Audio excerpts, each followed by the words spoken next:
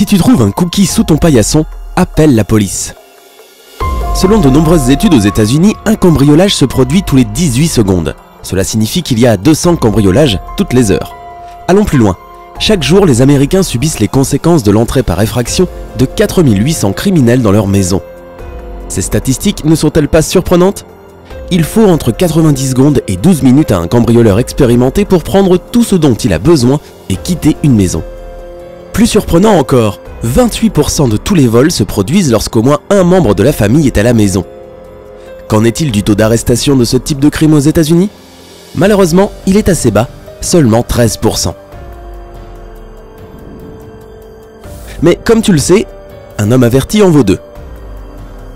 Dans cette vidéo, tu vas découvrir que faire si tu vois un biscuit sous ton paillasson, ce que signifient des cailloux blancs sur ton entrée, et quelles mesures tu peux prendre pour éviter de devenir une nouvelle victime des délinquants.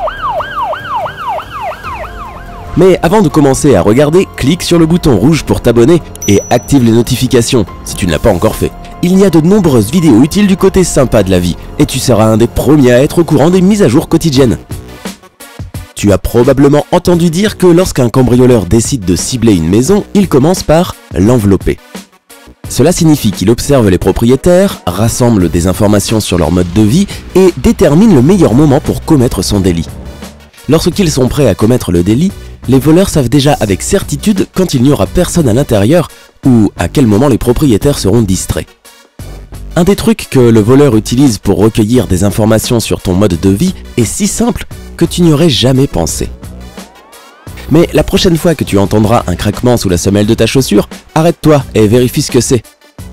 Il y a de fortes chances pour que tu te retrouves face à un biscuit écrasé. Si c'est le cas, c'est un indice que quelque chose a terriblement mal tourné. C'est en effet un truc plutôt efficace que les criminels utilisent pour savoir si tu es parti en voyage ou à quelle heure tu rentres chez toi le soir exactement. Un cookie est un objet tellement innocent que les gens ne se posent pas de questions. Ils ne le remarquent peut-être même pas. Tu arrives chez toi, tu marches sur le biscuit, tu le fais craquer et cela révèle automatiquement tous tes secrets au cambrioleur.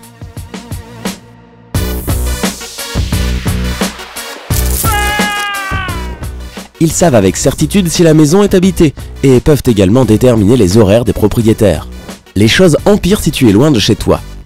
Si le biscuit sous le paillasson reste entier plusieurs jours, alors cela donne un parfait indice au criminel. La maison est vide et parfaite pour être cambriolée. Donc si tu retrouves des gâteaux sous ton paillasson, c'est une mauvaise nouvelle. Quelqu'un s'intéresse à ta maison et est en train de la surveiller. Il serait peut-être bon de prévenir la police ou de prendre des mesures de sécurité. On t'en reparlera un peu plus tard. Le stratagème du biscuit n'est qu'une des nombreuses astuces utilisées par les cambrioleurs. Un autre signe qui doit t'alerter, c'est la présence de cailloux blancs laissés près de l'entrée de la maison ou dans l'allée. Cela signifie qu'un criminel a déjà visité ta maison et l'a marqué pour préparer le vol. Une autre raison pour laquelle les voleurs peuvent laisser des cailloux, c'est pour indiquer que ta maison reste vide pendant la journée. Fais aussi attention si tu as un tas de prospectus coincés dans ta porte d'entrée. En plus d'être extrêmement agaçants, ils peuvent être aussi potentiellement dangereux. Il y a deux raisons pour lesquelles les cambrioleurs peuvent laisser ce genre de choses dans ta porte. Ils suivent ton rythme de vie et ils marquent les maisons qui sont en fait vides. En plus, les prospectus qui dépassent par la porte servent d'indice aux cambrioleurs. Ils indiquent qu'une maison n'est pas gardée et qu'il est très facile d'y entrer. Une autre chose qui aide les criminels à vérifier si une maison ou un appartement est vide à un moment donné peut être quelque chose d'aussi anodin qu'une simple allumette, un cheveu ou un morceau de fil. Les cambrioleurs fixent la porte de manière à savoir qui entre et sort de la maison. Lorsque tu ouvres la porte, l'allumette, qui est pratiquement invisible, tombe par terre. Mais si les voleurs reviennent et trouvent leur indice encore à la même place, cela veut dire que les propriétaires n'ont pas ouvert la porte depuis un certain temps. Conclusion, ils sont partis.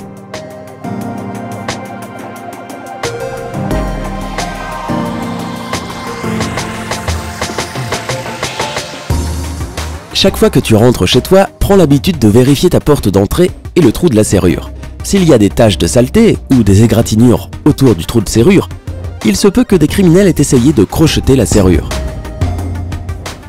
S'il y a des signes bizarres dessinés sur ta porte, efface-les immédiatement. C'est ainsi que les criminels transmettent des informations sur la maison à leurs complices.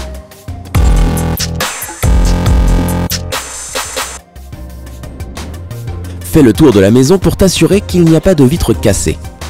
Certains criminels jettent une pierre sur une fenêtre pour voir ce qui se passe. La maison a-t-elle une alarme qui va se déclencher immédiatement?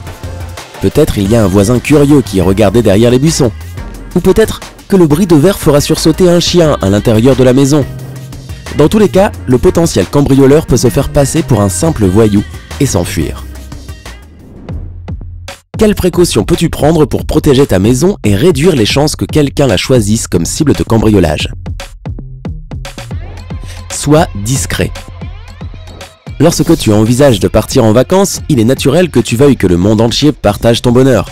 Cependant, la diffusion de tes projets de vacances n'est peut-être pas la décision la plus sage. Méfie-toi des réseaux sociaux. Tu n'imagines même pas la quantité de criminels qui les utilisent aujourd'hui pour recueillir des informations sur leurs victimes potentielles. N'affiche pas de détails sur tes projets de vacances sur Facebook ou Instagram. Si tu as hâte de partager tes photos sur la plage, fais-le après ton retour à la maison.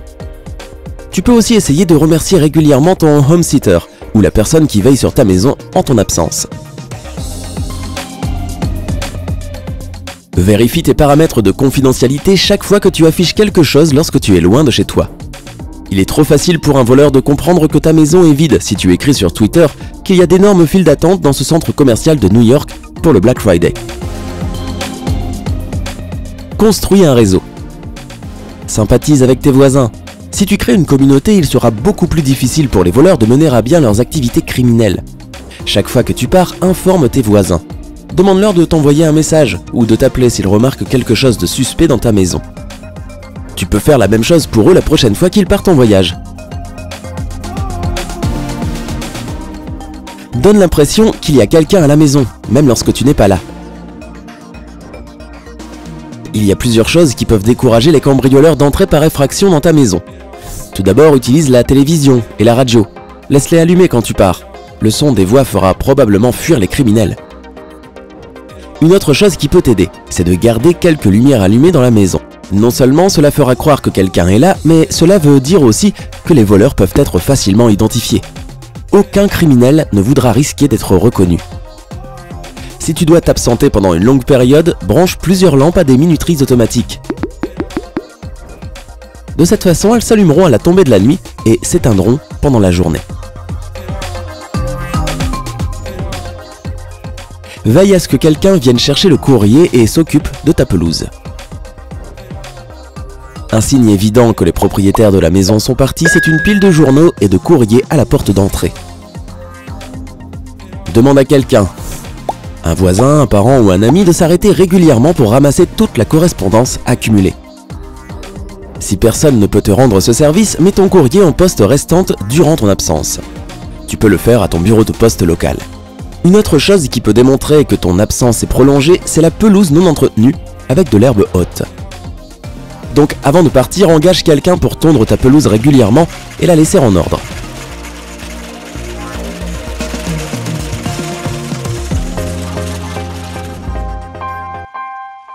On espère que ces conseils t'aideront lorsque tu devras partir et quitter ta maison pour un long séjour.